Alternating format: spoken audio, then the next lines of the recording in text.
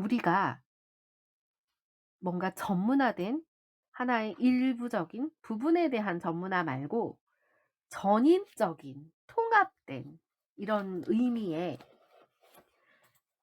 그런 교육들로 뒤집어지고 바뀌어야 되는데, 우리는 다들 이런 폴리매스적인 다재다능함을 누구나 다 갖고 있다는 거죠. 우리한테는 그만큼 잠재력이 많아요. 하지만 그 잠재력을 이때까지 끌어낼 수 있는 교육적인 환경, 사회가 이런 기회들을 만들어 주지 않았다는 거죠.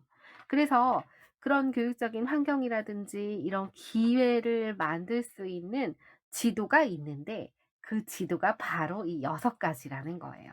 그래서 우리가 앞으로 이 6 가지가 우리가 나아가는 방향이 돼야 되지 않나. 그러려면 이 폴리매스적인 기지를 뜯어서 어떤 것들이 있는지를 봐야 된다는 거죠. 첫 번째는요, 개성입니다. 자기 자신을 이해하는 능력이 폴리매스는 아주 중요하다라고 이야기를 하고 있어요. 그리고 두 번째는요, 바로 호기심입니다.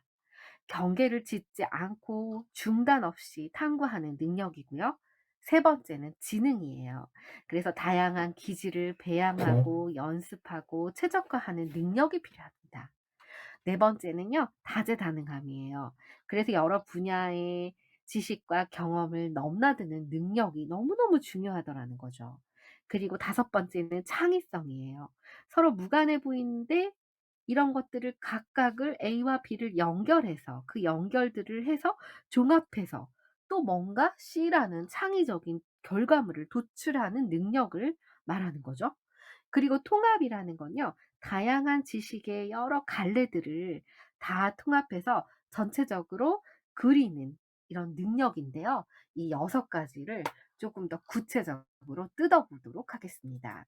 그래서 '아, 이런 부분들이 필요하구나. 그럼 이 부분들을 중점적으로 앞으로 어떻게 교육이나 이런 세상이 바뀌는데 나는 이런 부분에 어떻게 도입을 시켜야 될까?' 아마 이런 부분들을 한번 생각해 보시고 들어 보시면 좋을 것 같습니다.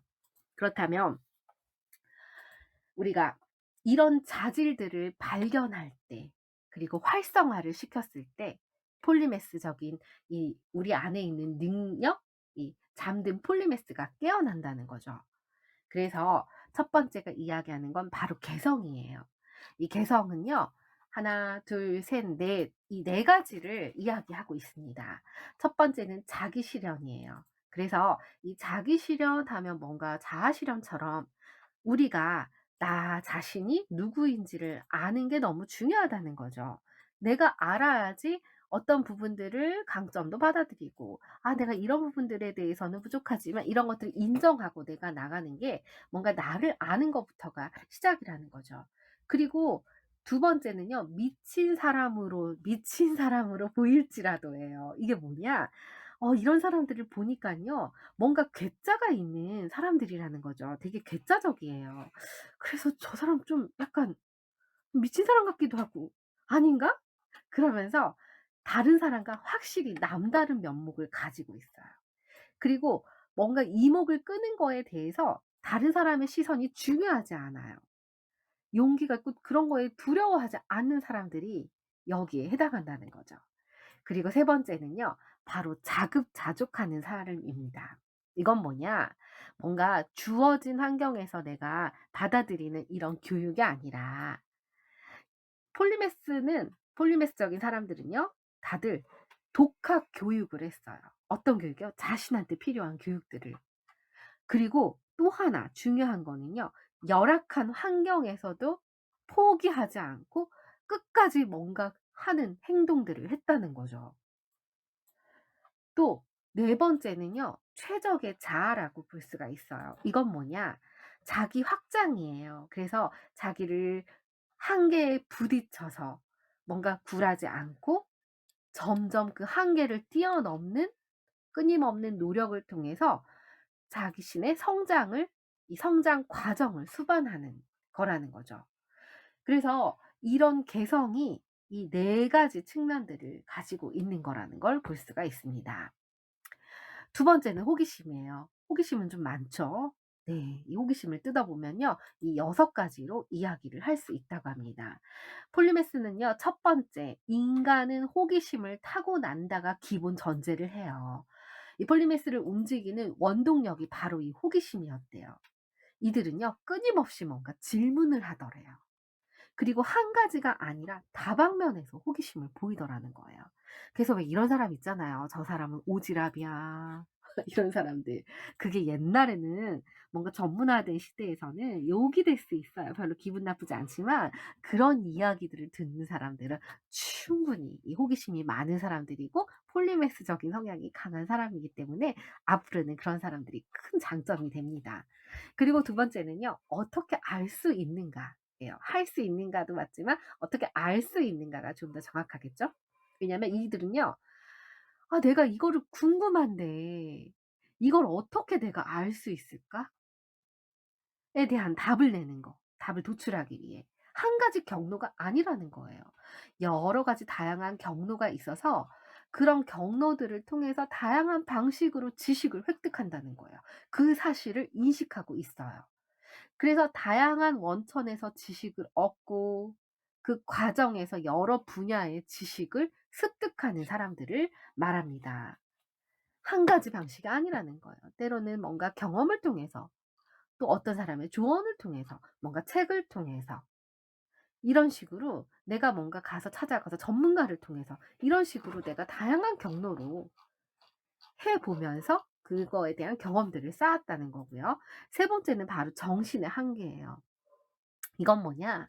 폴리메스는요. 자신의 무지를 그러니까 내 자신이 왜 우리가 뭔가에 대해서 궁금해서 전문적으로 그거를 파고들고, 파고들고, 파고들수록 '아 내가 정말 무식했구나.'를 깨닫는 순간이 오죠. 그래서 폴리메스들은 왜 한 가지를 배우고 나서 '아 내가 너무 많이 알아.' 이렇게 하지 않았다는 거예요. 자신의 뭔가를 배우고 호기심을 또 배우면서 깨닫고 알아가는 이 과정 속에서 '정말 내가 모르는 게 너무 많구나. 이 세상에 궁금한 것들이 너무 많아.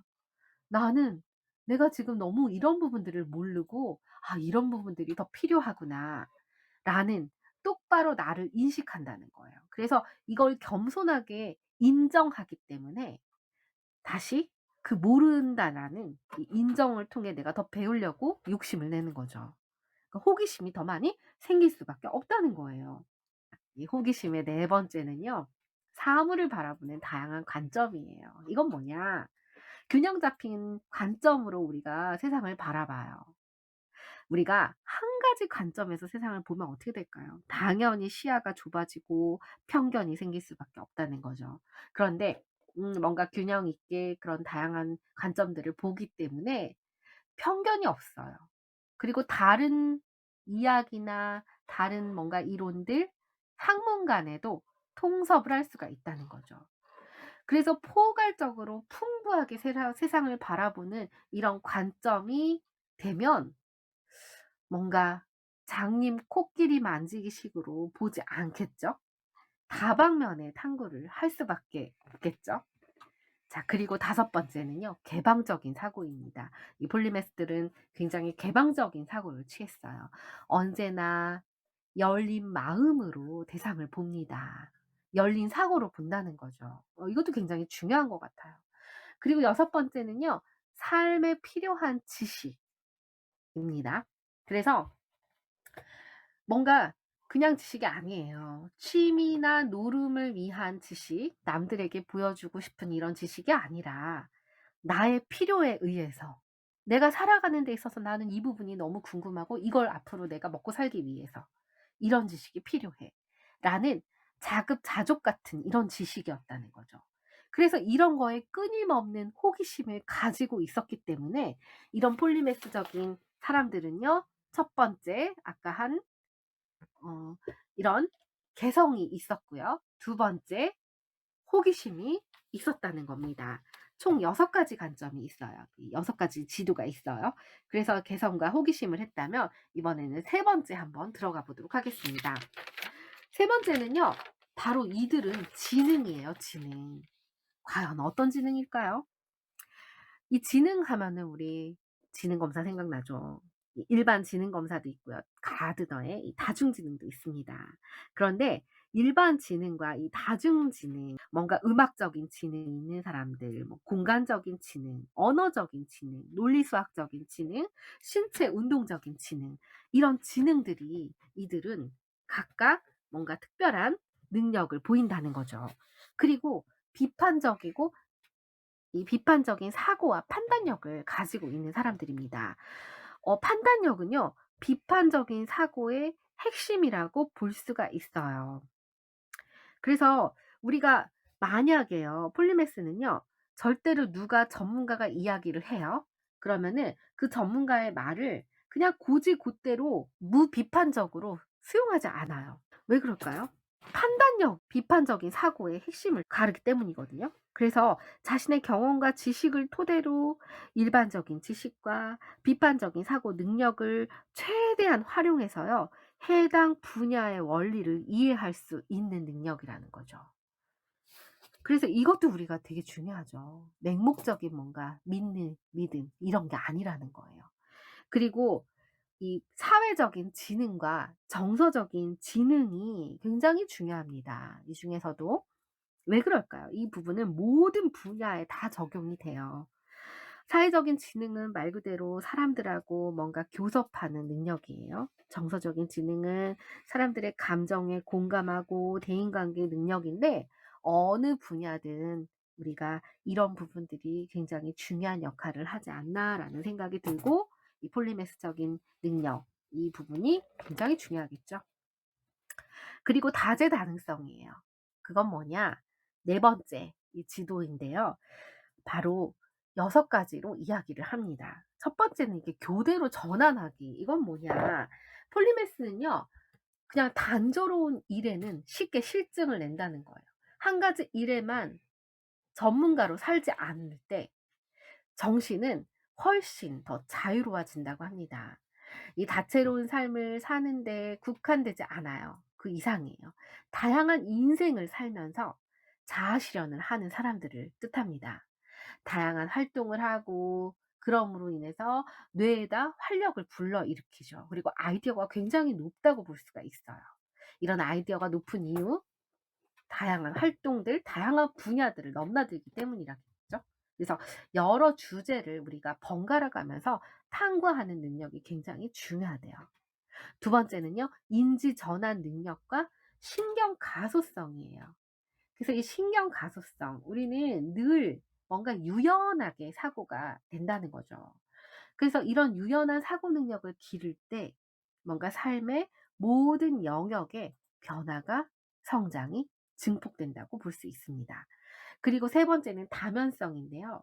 대부분 다면적이라고 이야기를 하죠. 우리는 다양한 재능이 있어요. 다 다면적이에요. 근데 이것을 전인격을 실현하는 방식으로 뭔가 다채롭게 인생을 경험하고 각각 재능을 개발해야 돼요. 그래서 전인격을 갖춘 이런, 앞으로는 교육이 이렇게 가야 된다는 거죠. 경험을 다각화하는 사람들이 여기에 해당하겠죠. 그래서 여섯 번째, 이 경험을 다각화하는, 네 번째는 예, 자연스럽게 이 경험을 다각화시키기 위해서는요, 무엇보다도 자신을 보는 시선이 열려야 된대요. 나는 참 부끄러움이 많은 사람이야. 나는 운동신경이 참 둔한 사람이야. 이렇게 내 자신을 한계를 두지 말래요. "내가 어떤 사람이야."라고 이야기를 하지 말래요. 그래서 뭔가 한계를 두지 않아야 내가 나를 보는 시선이 '내가 이런 부분들이 안 됐는데, 아 이런 것도 되네. 이런 것들도 될 수 있어.' 한계를 짓는 순간 우리는 호기심을 잃어버리잖아요.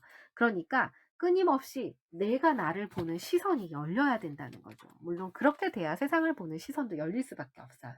그래서 지식과 경험이 다양할수록 이 날카로운 통찰력을 발휘해서 창의적으로 우리가 문제를 해결할 가능성이 높다고 합니다.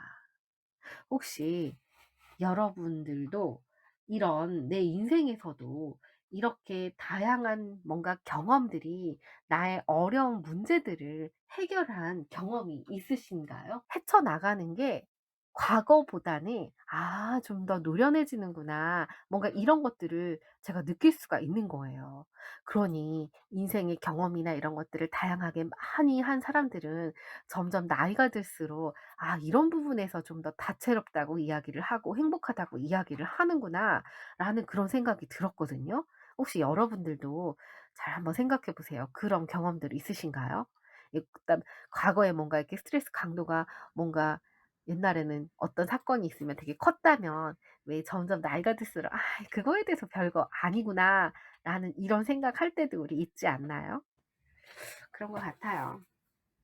그래서 우리가 이런 경험들이 많아질수록 다양한 문제 해결을 할 수 있는 가능성이 높다고 하니 이 폴리매스들은 그러니까 이렇게 점점 더 자유롭고 뭔가를 선택해서 해결하려고 하는 이런 능력들이 굉장히 크기 때문에 그런 뭔가 '폴리매스가 되지 않았나.' 이런 생각이 들어요. 자 그리고요. 우리가 경험을 다각화할수록 세상이 서로 어떻게 연결되었나를 이해할 수 있게 된대요. 이렇게 되면 어떻게 될까요? 경험이 다각화되면요. 삶이 더 다채롭고 즐거워지는 것 같아요. 저는 여기다 이 말을 더 붙이고 싶어요. 내가 경험이 다각화되면은요. 이 사람 저 사람 다양한 사람들을 이해할 수 있는 이해 능력이 커지고 이로 인한 공감 능력이 커지면서 이 '사회적인 기술이나 이런 것들이 더 유연해지고 노련해지지 않나.'라는 생각이 들어요. 여러분들도 그러신가요? 이 다재다능성 중에 다섯 번째는 바로 이거예요. 생각과 행동이 일치하는 사람이라는 거죠. 그리고 여섯 번째는 바로 시간 관리입니다. 누구나 다 시간은 똑같거든요. 이거는 정말 누구나 다 평등해요. 그런데 폴리매스들은 이 시간을 더 많이 쏟아 부었을까요? 그 강도가 달랐다는 거죠. 뭔가 몰입 능력이 굉장히 뛰어났다는 겁니다.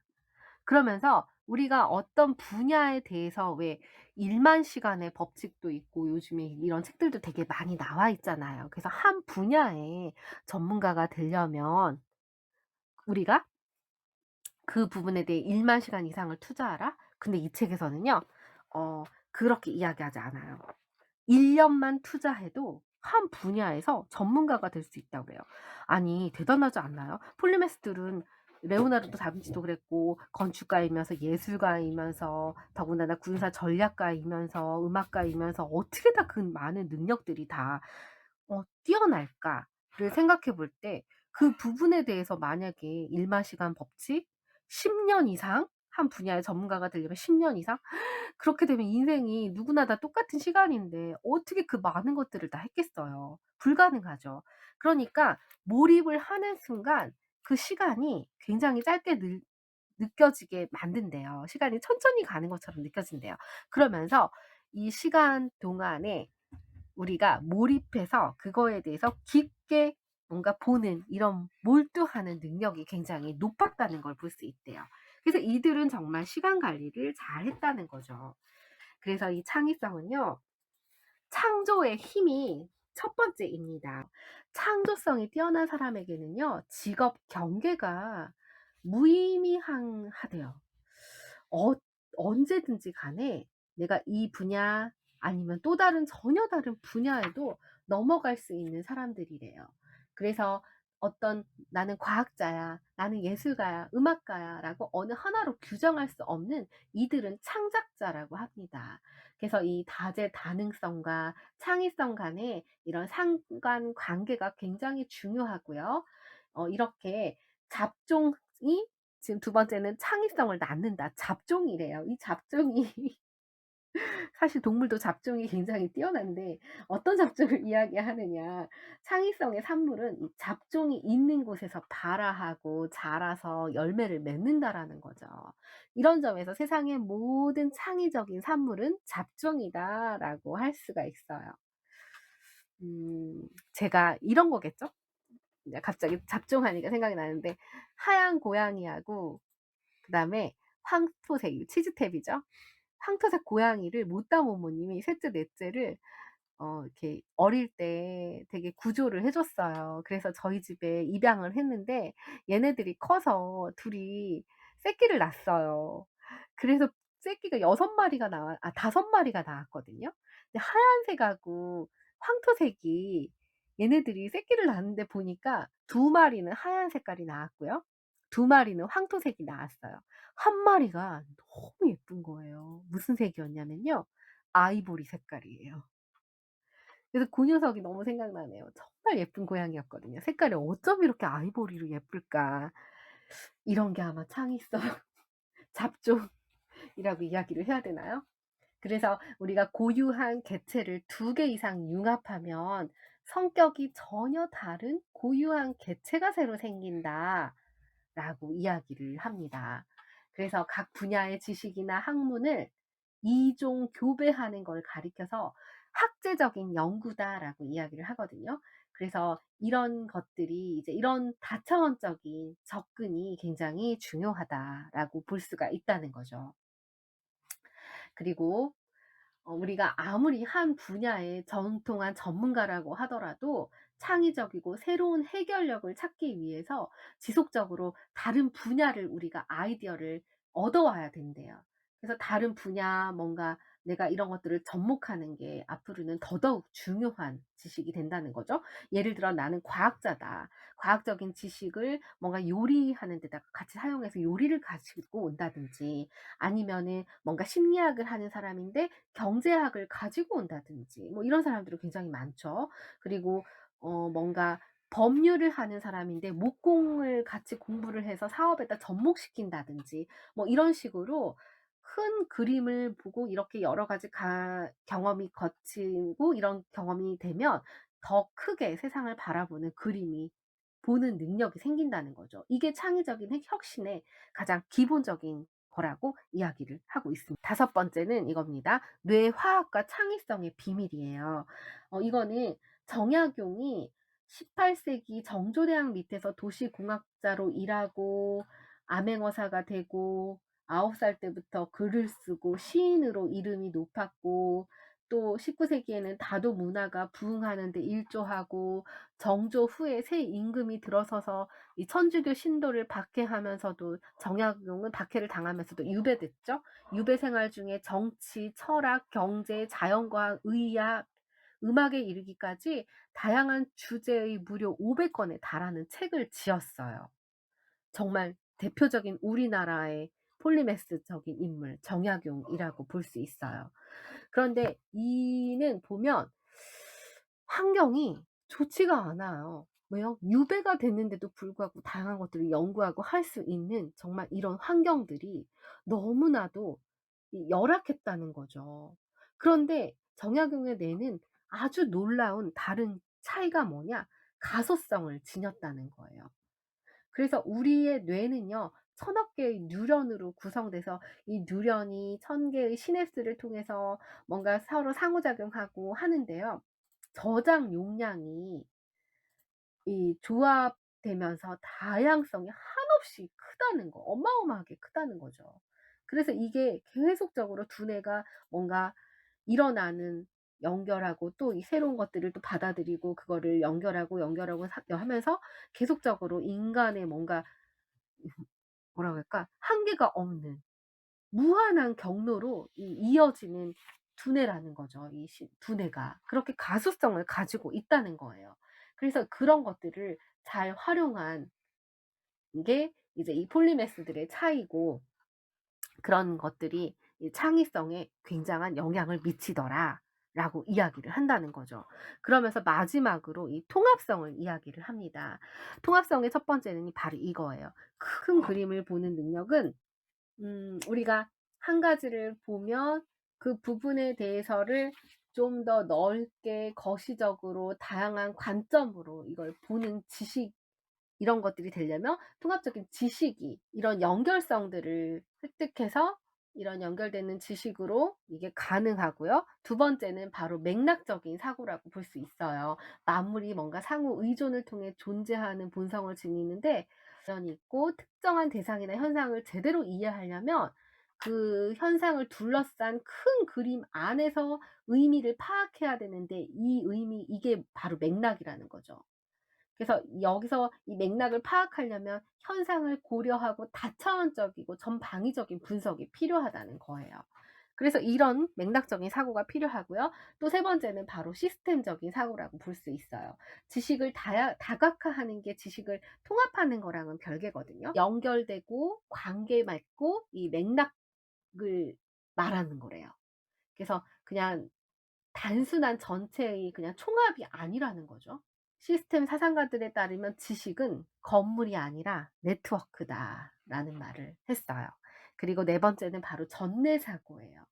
그래서 이 전내 사고는 우리가 뭔가 이렇게 두뇌의 한 분야가 아니라 한쪽만 하는 게 아니라 여러 가지 복잡성에서 우리가 상호 보완적인 완전한 정신을 지향하기 위한 균형 잡힌 사고를 말하는 거죠. 그래서 이게 될 때 진정한 스페셜리스트가 된대요. 천재들이 몰입할 때는 자기만의 구역에 들어가서 이 과제를 집중하느라 오히려 주변의 모든 요소를 차단하고 그 안에 갇혀서만 지낸다고 생각하는 사람들이 너무 많은데 그렇지 않대요. 자기만의 구역에서 또 필요하지만 뭔가 통합과 조화를 굉장히 추구한다고 그러네. 이 정보 시대를 항해하는 법은 뭐냐?